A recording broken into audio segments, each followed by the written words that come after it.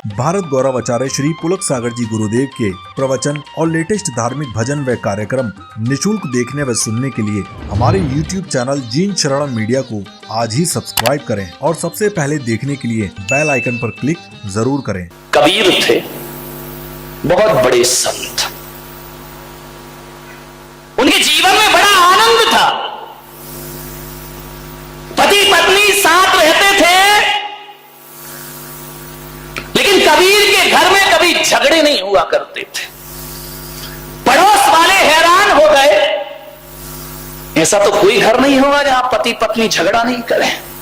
लड़ाई तो होती होगी बिना सिर पैर की, लेकिन लड़ाई तो होगी ना। पति पत्नी का झगड़ा कोई सीरियस झगड़ा थोड़ी होता है। एक बार क्या हुआ, पति पत्नी में झगड़ा हो गया, दोनों तलाक लेने पहुंच गए मजिस्ट्रेट के पास। मजिस्ट्रेट ने कहा भाई पति पत्नी एक बार और सोच लो, ये झगड़ा मत करो, एक हो जाओ दोनों। बोले नहीं नहीं, अब तो तलाक होगी, चाहे कुछ भी हो जाए, अब हम साथ नहीं रहेंगे। अरे तो मजिस्ट्रेट ने कहा थोड़ा और सोच लो, तलाक मत लो। बोले नहीं, तलाक दीजिए, मैं इस आदमी के साथ एक पल भी नहीं रह सकती हो। तो मजिस्ट्रेट ने कहा फिर ऐसा करो, तुम्हारी संपदा का आधा आधा बंटवारा कर लेते हैं, आधा पत्नी को दे दो, आधा तुम ले लो। बोले ठीक है, बांट दो। सारी संपदा बट गई, लड़का एक ही था। बोले इसको कैसे बांटे, आधा आधा कैसे करे कि आधा लड़का तू ले ले, आधा लड़का तू ले ले। पति ने पत्नी को देखा, पत्नी ने पति को देखा। बोले यार ये तो बड़ी समस्या खड़ी हो गई कि लड़का एक है, बंटवारा बराबर से नहीं होगा। पत्नी ने पति का हाथ पकड़ा, बोले चल घर। बोले क्यों? बोले अगले साल आएंगे। ऐसा तो पति पत्नी का झगड़ा अब एक साल और निभाएंगे, एक और हो जाने दो, बराबर का बंटवारा होना चाहिए। तो पति पत्नी के झगड़ों में ज्यादा सीरियस मत होना, ये तो लड़ते भी हैं और मिलते भी हैं, चलते रहता है इनका। विचार करिए आप, ऐसा कोई घर नहीं है जिस घर में पति पत्नी में झगड़े ना हो। सब जगह झगड़े होते हैं, कबीर के घर में ऐसा नहीं था। बरसों से कबीर अपनी पत्नी के साथ रहता था, लेकिन कबीर ने कभी झगड़ा नहीं किया, पत्नी ने कभी झगड़ा नहीं किया। एक जिज्ञासु ने पूछा कि ऐसा कोई है इस धरती पर जिसके घर में झगड़े ना हो? तो कहा कबीर का घर ऐसा है जहां पति पत्नी कभी नहीं लड़ा करते हैं। जिज्ञासु ने कहा मैं चल के देखता हूं। जैसे ही पहुंचे कबीर के झोपड़े में, कबीर रुई धुनक रहे थे। कबीर से जुलाहा रुई धुनक रहे हैं। जाके जिज्ञासु ने पूछा कि कबीर जी, हमने सुना है कि आप पति पत्नी में कभी झगड़े नहीं होते। कबीर ने कहा यार लड़ने की क्या बात है, मुझ में राम, तुझ में राम, सब में राम समाया है। कर लो सभी से प्यार, यहां पे कोई नहीं पराया है, सब में तो राम है, लड़ना क्यों? बोली नहीं कबीर, कारण बताओ कि तुम दोनों में झगड़े क्यों नहीं होते? अरे झगड़े तो भाई भाई में हो जाते हैं, भाई बहन में हो जाते हैं, मां बेटे में झगड़े हो जाते हैं, आप दोनों में झगड़े नहीं होते? बोले नहीं, हम लोग कभी नहीं लड़ते हैं। कबीर से पूछा वो मंत्र बताओ कि हम भी अपने घर में ना झगड़े। कबीर ने कहा कि बैठो, आए हो, स्वागत है, बैठो मेरी कुटिया में। कबीर ने अपनी पत्नी को आदेश किया कि अरे भाग्यवान, सुनती है? दोपहर के 12 बज रहे थे। कबीर ने कहा लालटेन जला के ला। पत्नी आई, लालटेन जलाई और रख दी। जिज्ञासु ने कहा पागल है क्या ये, इसीलिए झगड़े नहीं होते? लगता है कबीर तो पागल है ही, ये पत्नी महापागल है। दोपहर को 12 बजे आंगन में, खुले आंगन में इतनी धूप में लालटेन मंगा रहा है, और पत्नी ने लालटेन लाके रख दी। उसने पूछा भी नहीं कि लालटेन का क्या करोगे। लाई और लालटेन रख के पत्नी चुपचाप चली गई। कबीर ने कहा उत्तर मिल गया। अरे उत्तर, पागल लग रहे हो दोनों, पागल। कबीर ने कहा पागल ही समझो।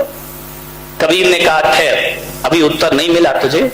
पत्नी को कहा कि अरे भाग्यवान, 2 गिलास दूध लेकर आ। पत्नी गई, दूध के 2 गिलास लाई, एक कबीर के सामने रखा, एक जिज्ञासु के सामने रखा। कबीर ने दूध का गिलास उठाया, गटागट गटागट दूध पी गए और आनंद के साथ पी गए। जिज्ञासु को कहा कि तुम भी पियो। जिज्ञासु ने जैसे ही मुंह में लिया, दूध थूक दिया उसने। बोले ये दूध है क्या? ये पागलों का घर है, पागलों का। कबीर ने कहा उत्तर मिल गया। बोले ये क्या उत्तर है? ये तेरी पत्नी पागल है क्या? बोले क्या? बोले दूध में नमक डाल के लाई है, शक्कर डालना चाहिए, चीनी डालना चाहिए, नमक डाल के लाई है। कबीर ने कहा उत्तर मिल गया। अरे बोले ये कोई उत्तर है क्या? कबीर ने कहा तो सुन, जाते जाते उत्तर सुन के जा। हम दोनों पति पत्नी के बीच में प्रेम है, ध्यान रखना। हम दोनों पति पत्नी के बीच में समर्पण है, हमारे बीच में तर्क नहीं है। जब मैंने 12 बजे दिन में उससे लालटेन लाने को कहा तो पत्नी ने कोई प्रश्न नहीं किया, चुपचाप लालटेन रख के चली गई। जब पत्नी लालटेन लाने पे प्रश्न नहीं करती है तो धोखे से शक्कर की जगह नमक डल गया तो मैं भी उससे कोई प्रश्न नहीं किया करता हूं। और इतना ही ध्यान रख, यदि जीवन में आनंद को जीना है तो मैं भी बारामती वाले आपसे कह रहा हूं, एक कोटेशन में आपको दे रहा हूं। जहां दिन में 4 बार आपकी नजर पड़ती हो, दुकान में, ऑफिस में, घर में, मकान में, एक लाइन लिख के रखना। जहां दिन में 1000 बार देखते हो वहां लिख के रखना, जहां समर्पण है वहां स्वर्ग है, और जहां तर्क है वहां नरक है। ध्यान रखिए, जहां समर्पण है वहां स्वर्ग है, और जहां तर्क है वहां समर्पण से बड़ा सुख जीवन में कुछ नहीं हुआ करता है। जीवन में आनंद को बटोरना है, समर्पण होना चाहिए। एक गांव के गमारिया बाबा था। रात को 12 बजे अपनी झोपड़ी में बैठा था और अचानक चोर आ गए उसके घर में। अब जैसे ही चोर आए तो गमारिया बाबा ने कहा कौन हो रे तुम? बोले हम चोर हैं। तो चोरों ने पूछा बाबा तुम कौन हो? बोले हम भी चोर हैं। अरे बोले चोर चोर मौसे रे भाई। बोले तू भी चोर और हम भी चोर। बोले उन चारों चोरों ने कहा कि बाबा अब तो अपनी खूब जमेगी। अरे बोले बहुत जमेगी, तू भी चोर और मैं भी चोर। तो बोले क्या करें? बोले बाबा थोड़ी सी सहायता करो। बोले क्या सहायता करें? बोले मेरे साथ वृंदावन में चोरी करने के लिए चलिए। बाबा गमारिया बाबा ने कहा चलो यार आज चोरी करते, मजा आ गया जिंदगी का। चारों चोरों को लेकर गमारिया बाबा वृंदावन पहुंचा। एक गोपी के घर में घुस गए। जैसे ही घुसे सामान इकट्ठा किया, बांधा, पूरे आभूषण कपड़े बांध बूंद के तैयार। जैसे ही तीली जलाई, माचिस जलाई, एक ढोलक रखी हुई थी। गवारिया बाबा ने ढोलक उठाई और ढोलक बजाना शुरू कर दी जोर जोर से। अरे चोरों ने कहा तेरा सत्यानाश हो, मरवाएगा कि तू ढोलक काय को बजा रहा है? चोरी कर रहा है, जरा सीरियस रहे, गंभीर है। अरे वो तो अपना बजा रहा है, मैया मोरी मैं नहीं माखन। अरे उसने कहा यार ये मरवाएगा ये गमारिया बाबा। ये जोर जोर से ढोलक बजा रहा, नाच रहा है गमारिया बाबा जोर जोर से। आज मिल गया, आज मिल गया। अरे गांव के लोग उठ गए।